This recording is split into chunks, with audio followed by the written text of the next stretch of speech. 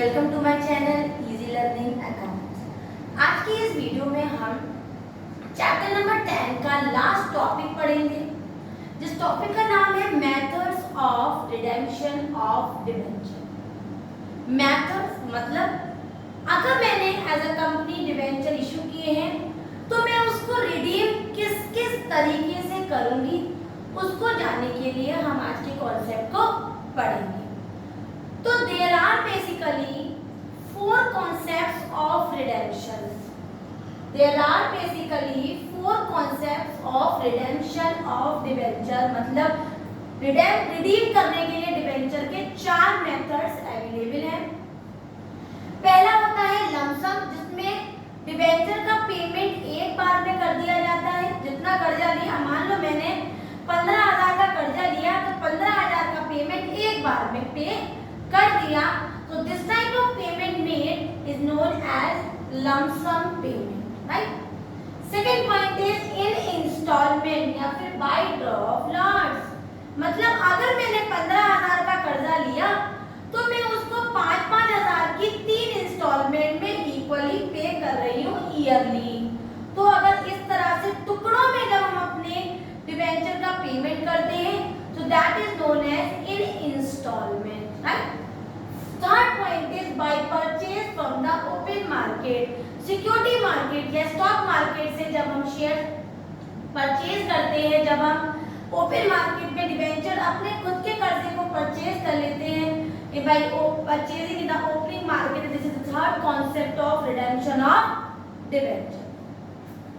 And the fourth method is by conversion. अगर मैं अपने डिबेंचर को शेयर में कन्वर्ट कर लूं, या जो मेरा डिबेंचर होल्डर है वो मेरे डिबेंचर को शेयर्स में कन्वर्ट करता है, या फिर न्यू डिबेंचर में कन्वर्ट हो जाए, तो इस तरह का जब हम पेमेंट करते हैं, रीपेमेंट करते हैं, रिडेम्पशन करते हैं, तो this is known as by conversion. That is the fourth method of redemption of debenture. तो कुल मिला के 4 मेथड्स होते हैं। ये जो लास्ट के 2 मेथड्स है बेटा, लास्ट 2-3 ईयर से ये हमारे अब कोर्स में नहीं है, हमारे सीबीएसई के सिलेबस से हटा दिए गए हैं, और उसकी जगह पर हमारा नया यूनिट आ गया था जिसको कहते हैं नॉन प्रॉफिट ऑर्गेनाइजेशन, जो कि मेरी फर्स्ट बुक का पहला चैप्टर था 2020 के हिसाब से, लेकिन वो मैं आपको सबसे लास्ट में सिखाऊंगी, राइट। अब एक एक करके जो ये हमारे कोर्स में आ रहे हैं लमसम और इंस्टॉलमेंट, इनको सीखेंगे। तो मैंने लिखा हुआ है इन लमसम। मैंने लमसम के बारे में आपको बताया था कि पूरे कर्जे का एक बार में पेमेंट करना, उसे कहते हैं इन लमसम। तो पढ़ लेते हैं। When all the amount is redeemed together on the specified redemption date at per or at premium, it is known as lump sum। मतलब अगर पूरा का पूरा अमाउंट जो हमें पे करना है वो एक बार में हम स्पेसिफिक डेट पे पे कर दें, जो हमारा रिडेम्पशन की डेट डिसाइड हुई थी, that is known as lump sum payment method of redemption of debenture, right. अब सबसे पहले हमें ये बात मालूम होनी चाहिए, लास्ट 2-3 वीडियो से हम डीआरआर के बारे में पढ़ा, डीआरआई के बारे में पढ़ा, उससे भी पहले चैप्टर नंबर 9 में मैंने आपको इशू के केस सिखाए थे in comparison with the various cases of the redemption, जिसमें मैंने आपको 6 केस पढ़ाए थे। Issue at par, redeemable at par, issue at pre discount, redeemable at par, issue at premium, redeemable at par, issue at par, redeemable at premium, issue at discount, redeemable at premium, at issue at premium, redeemable at premium.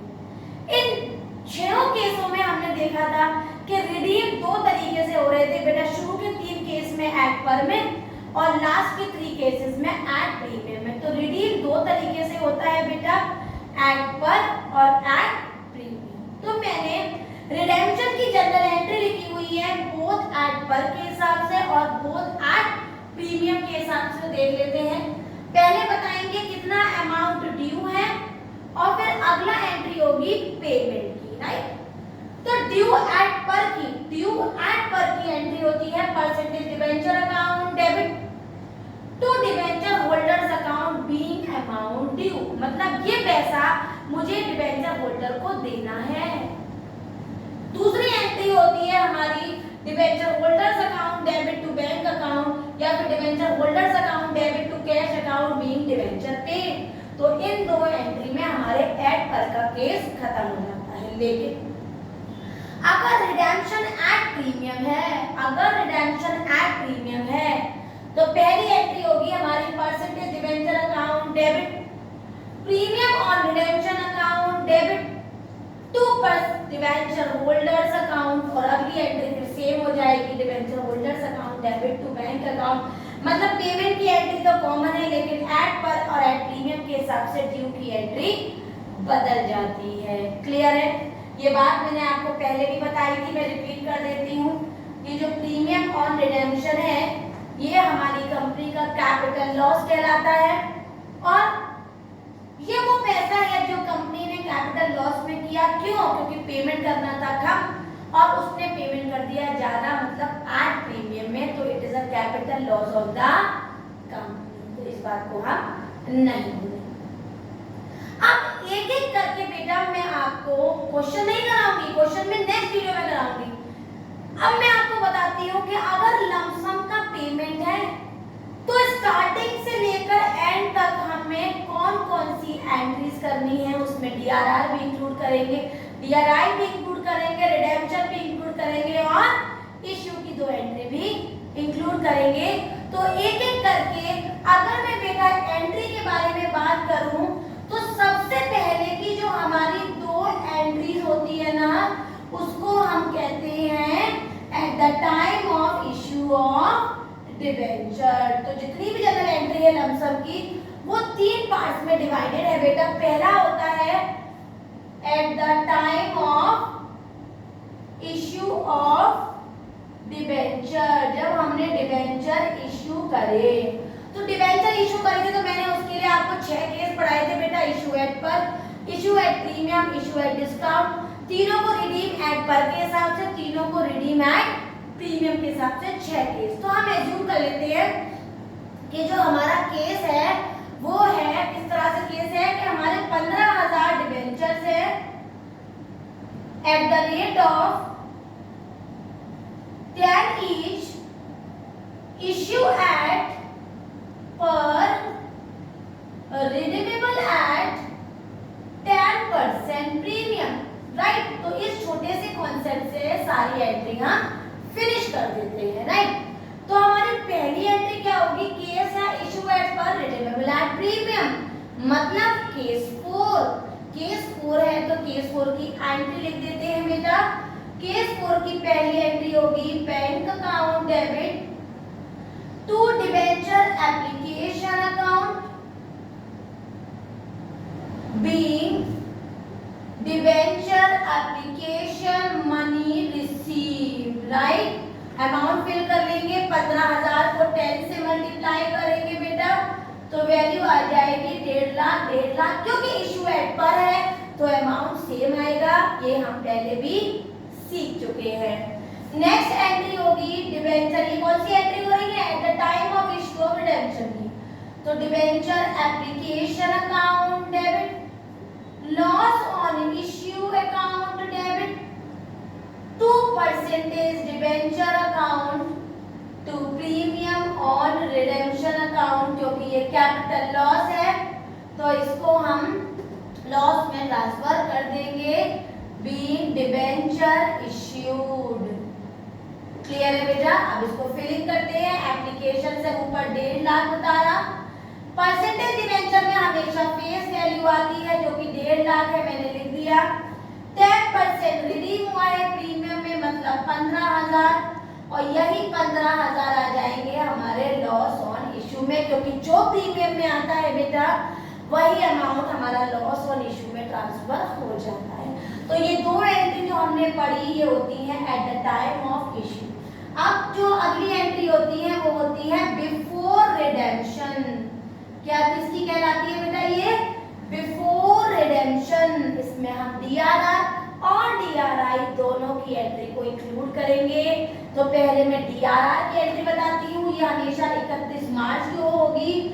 Identify होगा time, और नहीं होगा अगर identify तो redeem से पहले वाले 31 मार्च को आप इसको जनरेट करेंगे और इस एंट्री को पास करेंगे। तो पहली एंट्री होगी हमारी डीआरआर की surplus that is balance in statement of P&L account debit, surplus that is balance in statement of P&L account debit to DRR being DRR created, right. अब DRR तो क्रिएट हो गया, कितना करना था?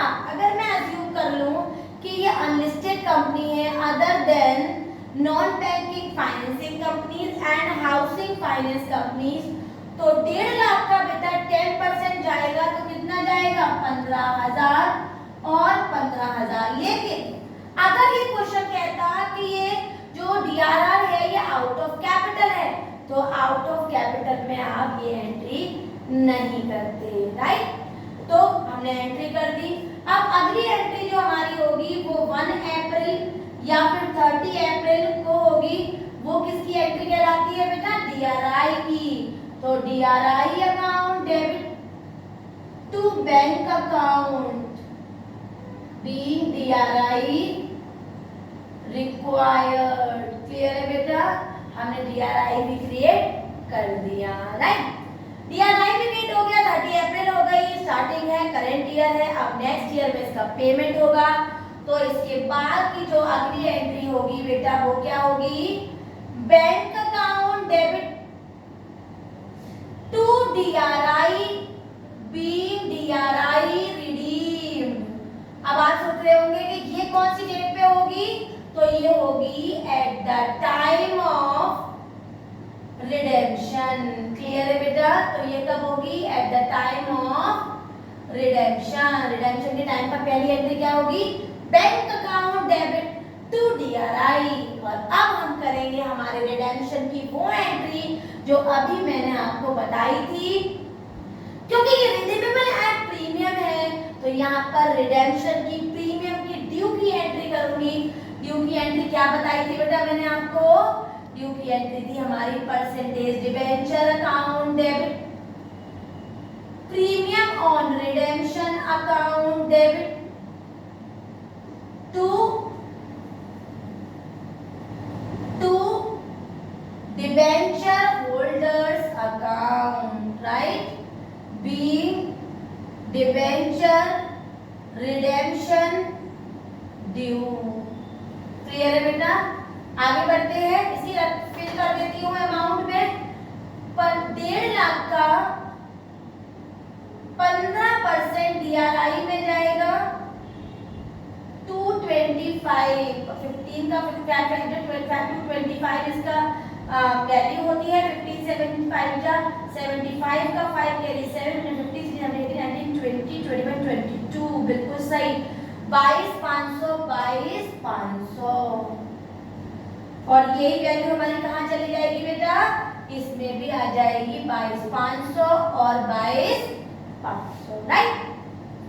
रिडीम की एंट्री फिल करते हैं। परसेंटेज डिबेंचर में हमेशा फेस वैल्यू आएगी बेटा, वो मैंने फेस वैल्यू उठाई, कितनी है? 1.5 लाख। जो प्रीमियम मैंने फर्स्ट एंट्री में सेकंड नंबर की एंट्री में लिखा था वही सेम अमाउंट लिख दूंगी मैं यहाँ के प्रीमियम में। तो मैंने क्या लिखा था यहाँ पर? 15,000।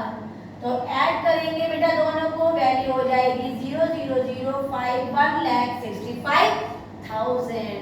और नेक्स्ट एंट्री होगी हमारी debentures holders account debit to cash account और अमाउंट होगी 165 और 165 बीइंग डिबेंचर्स पेड। और बेटा जो हमने डीआरआर क्रिएट किया था उसको सबसे लास्ट एंट्री में जनरल रिजर्व में ट्रांसफर कर देंगे। किस एंट्री से बेटा? General reserve DRR account debit to general reserve account being DRR transfer, right. General reserve में हम इसको ट्रांसफर कर देंगे। तो एक बार और ऑर्डर देख लेते हैं। हमने आज लमसम पढ़ा, lump sum one of the method in which payment एक बार में हम अपने कर्जे का कर देते हैं। मैंने फिर आपको जनरल एंट्रीज बताई बेटा, 3 पार्ट्स में बांट दिया। पहला eight the time of issue, दूसरा बिफोर रिडेम्पशन, और बेटा तीसरा था eight the time of redemption. क्या था मेरा तीसरा? Eight the time of redemption. तो इशू की 2 एंट्री वही 6 केसेस से होंगी। इशू की बात की बिफोर रिडेम्पशन में एंट्री पहले डीआरआर की होगी, supplementary statement of P and L account debit to DRR.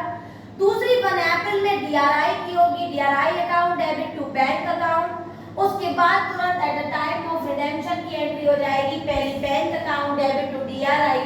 उसके बाद रिडीम करेंगे, 2 एंट्री से पहले ड्यू फिर पेमेंट। अगर पर की एंट्री है तो percentage debenture to debenture holder, premium है तो percentage debenture premium redemption to debenture holder, और फिर पेमेंट करेंगे बेटा debenture holders account debit to bank account या फिर टू कैश अकाउंट।